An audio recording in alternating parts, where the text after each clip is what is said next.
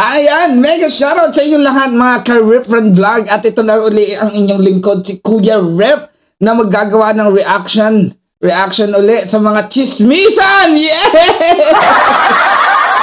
Mga mainit na balita.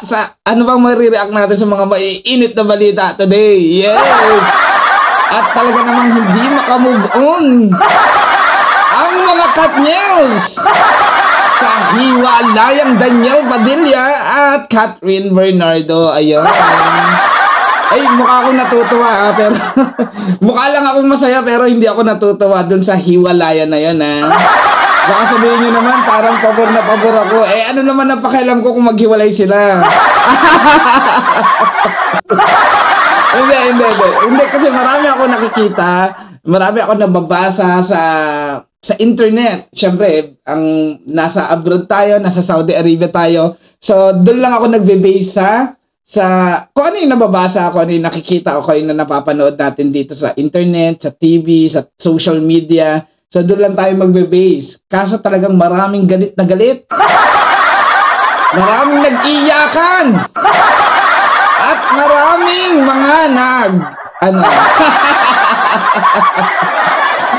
Grabe, nakakalungkot yung balita. Pero to be honest, nakakalungkot yung balita na naghiwalay na si Daniel Padilla at Catherine Bernardo na talaga namang kinonfirm through via post. Nag-post si Catherine Bernardo sa kanyang Instagram account at in-explain niya na hindi na siya kailangan pang magbigay ng iba pang details sa kanilang breakup ni Daniel Padilla. But anyhow, they ended as friend.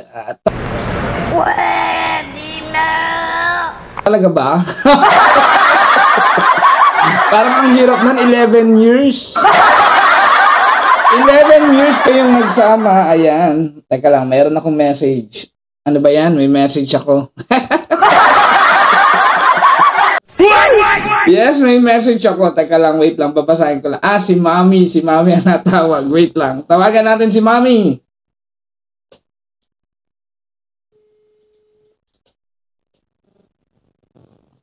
Hello? Hello po. Kamusta po? Hello. Kamusta? Ayos naman. Nasa bahay kayo? Nasa bahay ako. Hindi na kayo umalis? Inatid ko lang si Daryl nung pagkatapos na gumawa ng house. Okay. Siguro tulog na? Tulog na. Anong oras ko kayo susunduin? Siguro mga 2. Mga 2? Or 2:30. Oo. Siya, sige. Tatawagan na lang kita. Tatawagan mo ako bago or after? Bago. Siya, sige. Sige. Ingat. Bye-bye. Iwan mo na lang si Gwen? Sige, iwan ko. Sige. Okay. Bye-bye. Yun na nga. Guys, ipagpatuloy na natin. Ayan. Okay.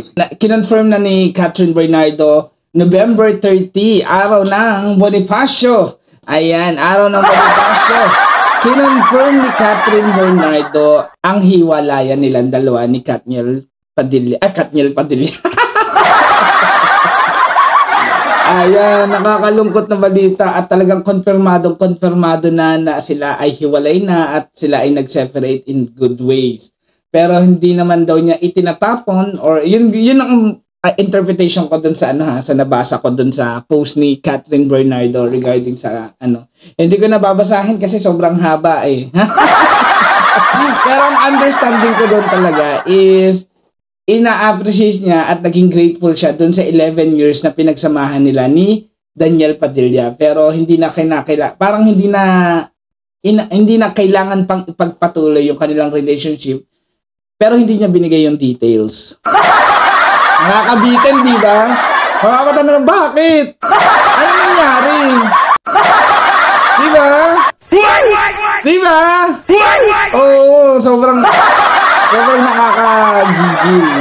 Kasi, alam mo, tapos, after mag-post ni Catherine Bernardo, nag-post naman si Daniel Padilla na patuloy pa rin siyang susuporta at mahal pa rin niya si Catherine Bernardo. Yon, ang sweet naman. Grabe. Ang sweet. Kaso wala na Daniel Padilla. Hiwalay na kayo. Paano ba yan?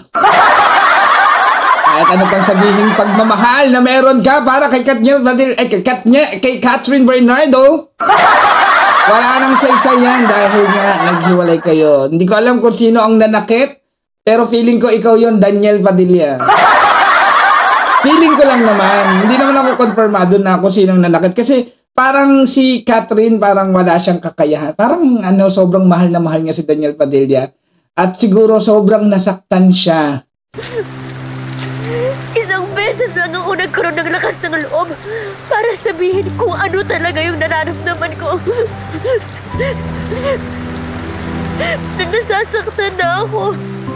Na nauubos na ako. Isang beses sa napakaraming beses na pwede ako sumuko, pero hindi ko ginawa. Sobrang nasaktan siya doon sa ginawa siguro ni Daniel Padilla. Kung ano man yun, ay hindi natin alam. Pero ano nga ba ang dahilan ng paghihiwalay ng dalawa? Pero ang bali-balita dahil nga daw kanino? Kay sino nga ba yan? Si Blight. Ayan, si Blight.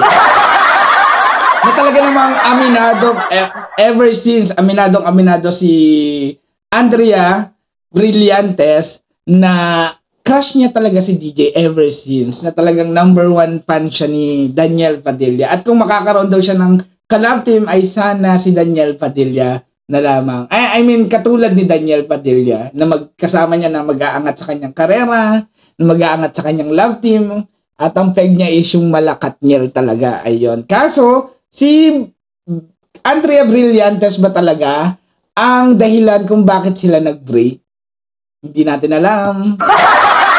Siyempre, alangan natin i-confirm natin dito yan. So, nagre-react lang tayo dun sa balita na kumakalat diyan. So, sabihan niyo ako kung talaga bang si Andrea Brillantes ba talaga ang dahilan? Ano kaya nangyari sa dalawa? Ay, alam niyo ba, may napanood akong yung kay Vice Ganda, tsaka ang guest doon ay si Daniel Padilla, tapos basta meron siyang kasama doon hindi ko lang alam. Pinag-uusapan nila kung nanonood ba sila ng Skandal. Ay. Parang feeling ko pinanood ni Daniel Padilla yung kay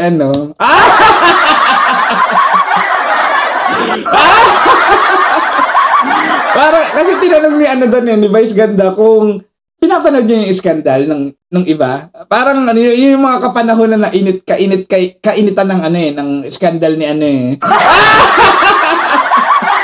Hindi ko alam kung kaninong Skandal yung tinutukoy nila, pero parang may idea ako kung ano. At hindi ko rin sasabihin dito, baka mabash ako. Ayan. Siguro pinanood ni Daniel Padilla yung kagagigil na gigil siya doon.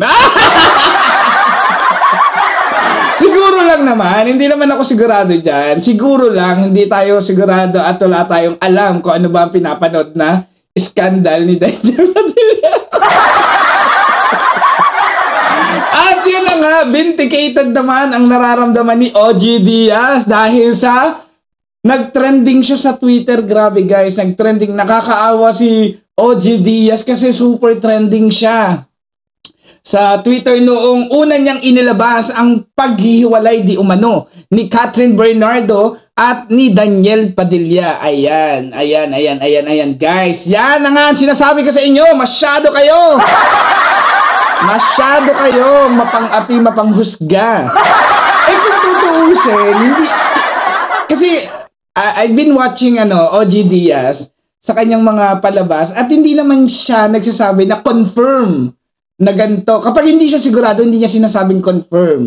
Ang lagi niya sinasabi, hindi natin sigurado, hindi natin alam, hindi natin sure. Kinakailangan ang mag-comment niyan ay sila, ganito, ganyan. Pero bakit itong mga tao na to masyadong mapang-bash? Grabe. Masyadong mapang-bash.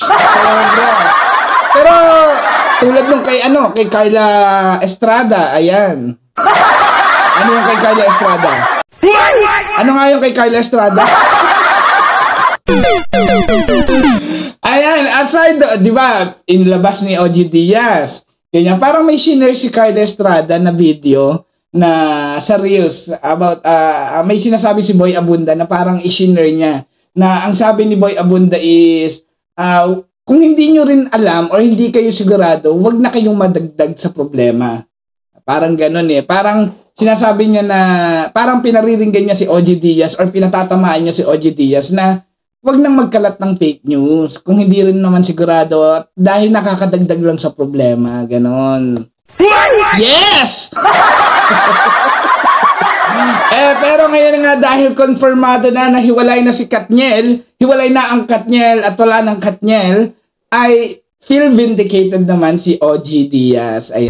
Sa totoo lang, ayoko naman magpaka-ipokita. Yes, happy ako dahil vindicated kami. Ayan. O, di ba? O, sinabi naman ni OG Diaz, hindi siya sure, hindi confirm. Pero ang kinakailangan niyang maglabas ng ng statement ay sina Catherine Bernardo at si Daniel Padilla. Pero siya ang binash na gumagawa ng kwento, na isa daw siyang peddler. Ano ba yan, guys? Sa tagal ng nagtatrabaho bilang news report, hindi pala, showbiz reporter si OG Diaz, hindi pa ba kayo sanay? Grabe naman tayo. Ayan, oh. Panoorin nyo kasi yung mga sinasabi ng OG Diaz. Ayan. OG Diaz, mega shoutout sa'yo. Baka naman. Baka naman pa pwede mong may shoutout dyan, OG Diaz. Ayan na nga. So, yun na nga. Konfirmado. Break up na si Daniel Padilla tsaka si Daniel Padilla tsaka si Catherine Bernardo. Hiwalay na sila. Tapos, na-vindicate si OG Diaz kasi totoo naman pala, nahihiwalay na. At actually, alam na niya, for the last, alam na niya, a month ago pa na hiwalay na sila. Pero, dahil nga, hindi kinukonfirma or wala naman siyang right para siya yung magsabi, is sinabi na lang niya na hindi tayo sure, hindi konfirmado, kaya ayun, kaso ang dito, ang naging effect nito kay OG Diaz, siya yung binash, nagtrending siya, tapos minura-mura pa siya na talagang kung anong masasakit na salita, nadamay pa yung family niya sa sa pagbabash. Dapat hindi na kayo nadadamay ng ganon, grabe naman kayo. Sobra naman kayo sobra. Ayan. Talaga namang, paano yan? Malungkot ang Pasko ni Catherine Bernardo. Catherine, nandito ako. Catherine Bernardo, kung malamig ang Pasko mo, andito ako. Ayan. So, ayan na nga ang ating mainit na reaksyon sa hiwalayang Katniel. Hiwalayang Katniel, sina Daniel Padilla at saka Catherine Bernardo, at na patunayan naman talaga ni OG Diaz na hiwalay na talaga yung dalawa, at sana ay iwasan nyo na ang pambabash. Grabe. Okay lang ako i-bash nyo kasi mapapanood nyo. Dagdag views din yan na yun. Pero mandamay ng ibang family, wag naman sana. Okay? Ayan, at ito po si Kuya Rap na nagpapaalam sa inyong lahat. Bye-bye!